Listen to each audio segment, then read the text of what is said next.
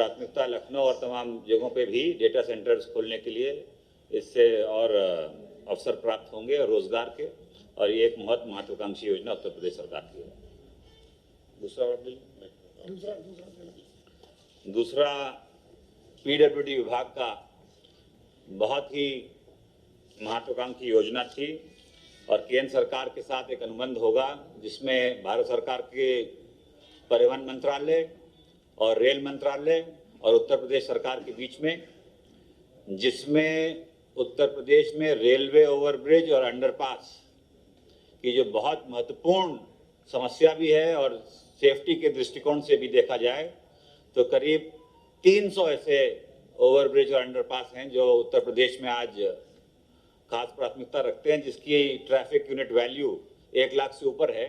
तो उन्हीं को लिया जाता है। वैसे तो 3000 हैं, मगर ये योजना इसलिए अच्छी रहती है क्योंकि विभाग और सरकार में जो संसाधनों की कमी रहती है, पूर्ण इसमें योगदान केंद्र सरकार का रहेगा। सिर्फ उत्तर प्रदेश सरकार की 10% लागत लगेगी, जो पहले भी लगती आई है, जिसमें यूटिलिटी शिफ्टिंग और जमीन अधिग्रहण वो प्रदेश सरकार द्वारा किया जाएगा, और जो अप्रोच रोड भी होती है ओवरब्रिज की वो भी सेतु निगम और पीडब्ल्यूडी विभाग द्वारा होगी। बाकी पूरा खर्चा केंद्र सरकार से इसमें व्यय किया जाएगा और ये अनुबंध MOU शीघ्र ही साइन कर लिया जाएगा केंद्र सरकार के साथ, ताकि उत्तर प्रदेश में ये बहुत बड़ी मैं समझता हूँ समस्या है, जिससे 300 रेलवे ओवरब्रिज का लक्ष्य रखा गया है कि जल्द से जल्द जहाँ जाम की स्थिति उत्पन्न होती है और सेफ्टी को दृष्टिकोण में रखते हुए ये परियोजना लाई गई है। और तीसरी, ये आपकी जो मैं पढ़ देता हूँ इसको, maintenance repair and overhaul hubs. विमान जो हैं भारत के भी जो रिपेयरिंग और ओवरहॉल के लिए विदेशों में जाना पड़ता है, बहुत खर्चा आता है, तो उत्तर प्रदेश सरकार के मंत्रिमंडल ने निर्णय लिया है कि उत्तर प्रदेश को एक मेंटेनेंस रिपेयर एंड ओवरहॉल का हब बनाया जाएगा और अगले 5 साल में तो 2026 तक 1000 नए एयरक्राफ्ट भी आ जाएंगे। तो उसको दृष्टिकोण में रखते हुए ये पॉलिसी लाई गई है जिसमें सब्सिडी दी जाएगी, और अभी शुरुआत हमारी नोएडा से हो रही है जहाँ पर एक हब बनेगा, और आगे उत्तर प्रदेश के समस्त जगह पे जहाँ जो इच्छुक होगा उसको प्रोत्साहन दिया जाएगा। ज़मीन से लेके पावर इंफ्रास्ट्रक्चर तक की सुविधाएं और सब्सिडी, इससे उत्तर प्रदेश सरकार के लिए एक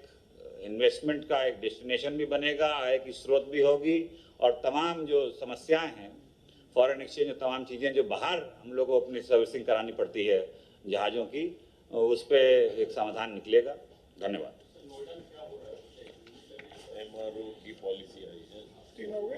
MRO की पॉलिसी के तहत इन्वेस्टर्स पहले नोएडा, हाँ तीन हो गए।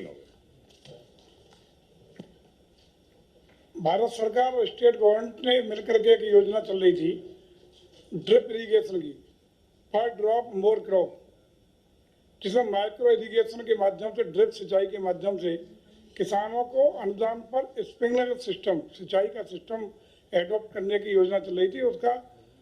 इस वित्तीय वर्ष में समाप्ति हो गई थी। अब हम लोगों ने अगले 5 साल के लिए उस योजना को पुनः अंगीकृत करने का काम किया है। भारत सरकार और प्रदेश सरकार दोनों राज्य मिलकर के किसानों को, लघु सीमांत किसान और लघु किसान दोनों किसानों को उनका अनुदान जो राशि थी यथावत रखते हुए अगले 5 साल को वो योजना पुनः लागू रहने से एक तरफ ड्रिप इरिगेशन के माध्यम से बहुत कम पानी में ज़्यादा क्षेत्र की सिंचाई होती है, फसलों को उसका पोषक पानी के रूप में पोषक तत्व की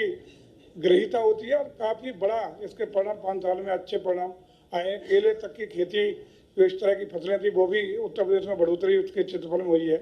तमाम फसलों को, नई नई फसलों को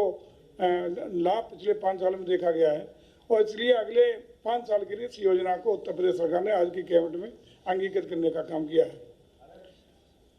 हम उत्तर प्रदेश में वन क्षेत्रों को बढ़ाने के लिए, चूँकि एनवायरनमेंट के लिए बहुत आवश्यक है वनों का क्षेत्रफल हो, पौधों का क्षेत्रफल बढ़े। उसके लिए हम लोग इस बार 35 करोड़ पौधों को रोपित करने की योजना वन विभाग के माध्यम से करेंगे और एक इवेंट की तरह हम लोग गांव से लेके गांव पंचायत सदस्य, गांव के प्रधान, गांव के सरपंच, ब्लॉक प्रमुख, क्षेत्र पंचायत के सदस्य, ब्लॉक प्रमुख, जिला पंचायत के अध्यक्ष, जिला पंचायत सदस्य, माननीय सांसद, माननीय विधायक, सभी को उसमें सहभागी बनाते हुए इस योजना को लागू करेंगे और विशेष इवेंट के रूप में एक अभियान चलाते हुए 35 करोड़ पौधों का पौधारोपण करेंगे। और न सिर्फ पौधारोपण करेंगे, इस बार हम लोगों की मंशा है कि इसमें पौधे जो लगें वो सर्वाइव करें, वो जिंदा रहें। इसके लिए भी बृहद रूप से हम लोग योजना बनाए और ये कार्यक्रम निश्चित तिथि 5 जुलाई को इस इवेंट को हम लोग करेंगे। पूरे प्रदेश में बृहद इस योजना को 5 जुलाई को वृक्षारोपण का कार्यक्रम चलेगा, जिसमें सहभागिता हम लोग सारे ही विभागों की रखने का निर्णय लिया गया है। इसमें गांव सभा से लेकर के नगर पंचायतों से लेकर के भारत सरकार के तमाम जो विभाग हैं, चाहे रेलवे हो, अन्य हो, प्रदेश सरकार के जो भी कैंपस हैं जहाँ भी वृक्षारोपण हो सकता है उसको रखेंगे। और इसमें स्वयंसेवी संस्थान हैं, गांव के लोग हैं, गांव के सदस्य हैं, उनको भी सरोकार इसमें देंगे, उनको भी भागीदारी करेंगे। जी, ये नगर निकाय क्षेत्र में कुछ हमारी गांव सभाओं को नगर निकाय क्षेत्र में सम्मिलित करने का काम किया गया था। उनको भी अब स्वामित्व योजना के तहत उनका सर्वेक्षण करा के आबादी के क्षेत्र जो आए हैं उनका सर्वेक्षण कराएंगे और उनको भी स्वामित्व योजना में शामिल करने का आज निर्णय उत्तर प्रदेश की कैबिनेट में लिया गया है। प्रदेश के जो अंत्योदय पात्र गृहस्थी कार्ड धारकों को खाद्यान्न, आयोडाइड नमक, साबुत चना, रिफाइंड सोयाबीन ऑयल ये निःशुल्क जो वितरण करने का कार्यक्रम मार्च से लेकर जून तक किया गया है, उसके लिए हम लोगों ने 3196.81 करोड़ रुपया का अनुदान व्ययभार आज अनुमोदित किया है, जो पिछले 3 जून तक हम लोग इन लोगों को उपलब्ध करा रहे हैं। उत्तर प्रदेश के होमगार्ड स्वयं सेवक जब अपने ड्यूटी से हटके रिफ्रेशर कोर्स में अपनी ट्रेनिंग के लिए आते थे तो उनको हम लोग अब तक 260 रुपया प्रतिदिन के हिसाब से प्रशिक्षण भत्ता उन्हें देते थे, लेकिन वो इसलिए इंटरेस्टेड नहीं होते थे रिफ्रेशर कोर्स पे आने को कि उस दिन का ड्यूटी भत्ता उनका जो 786 रुपया प्रतिदिन का होता था वो ड्रॉप हो जाता था। अब आज की कैबिनेट में निर्णय लिया गया है कि उन्हें यथावत ड्यूटी भत्ता 786 रुपया प्रतिदिन का भी उसी रिफ्रेशर कोर्स के अंदर जितने भी दिन रहेंगे वो हम 786 रुपया प्रतिदिन के हिसाब से उनका भुगतान करने का काम होमगार्ड को करेंगे। नहीं, 786 रुपया के हिसाब से मिलेगा। प्रयागराज जनपद के श्रृंगवेरपुर धाम में जब भगवान राम जब गए थे तो वहीं से निषाद राज ने नाव में बिठा कर वहाँ ठहरे थे, उसको फिर नाव गंगा जी में बिठा करके पार किया था। उसको हम बड़े तीर्थ स्थल के रूप में विकसित करने का निर्णय लिया गया है। परियोजना पहले स्वीकृत थी, लेकिन उसमें कुछ विशिष्ट कार्य और होने थे, दीवारों पे उकेरना, काफ़ी डिटेल हम दे देंगे। ये उन विशिष्ट कार्यों के लिए भी आज स्वीकृति 368.1 लाख रुपए की आज स्वीकृति अतिरिक्त रूप से विशिष्ट कार्यों के लिए दी गई है, जिसमें स्टोन क्लियरिंग है, मकराना स्टोन है, ग्रेनाइट कोबल्स हैं, स्टोन वर्क इन कूपिंग है, तमाम जो विशिष्ट कार्य हैं उनके लिए ये उपलब्ध कराया गया है। मैं समझता हूँ कि आज के मेरे आपके सामने आ बिंदु थे आपको आपने बताया। नहीं क्या कौन सा?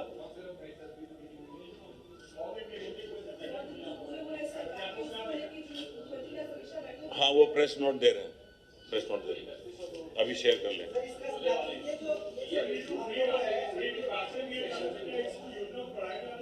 अभी 30 जून वाला था, उसका अप्रूवल हुआ है, आगे जब 30 जून के बाद उसके बाद निर्णय लिया जाए।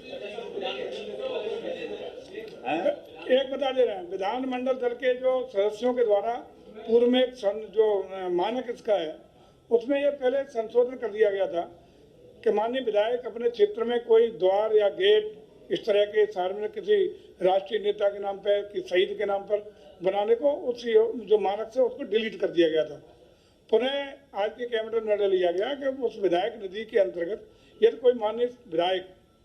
चाहे अपना एमएलसी हो या एमएलए हो, यदि अपने क्षेत्र में अपनी निधि से कोई द्वार किसी राष्ट्रीय नेता के नाम पर, किसी शहीद के नाम पर प्रस्ताव देना चाहता है तो वो स्वीकृत कराया जाएगा। उसके लिए पहले जो व्यवस्था खत्म कर दी गई थी, उसमें सारी व्यवस्था ये थी कि उस समय कोई प्रस्ताव आता था तो जिला रिकमेंड करके स्टेट को भेजे और स्टेट से एनओसी मिलने के बाद ही वो काम हो सकता था। उस बाध्यता को खत्म कर दिया गया। धन्यवाद।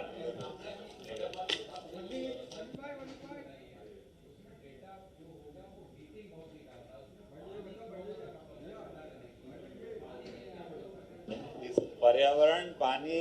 और सब चीज की खास प्राथमिकता है उत्तर प्रदेश सरकार की और इसमें भी ध्यान रखा जाएगा।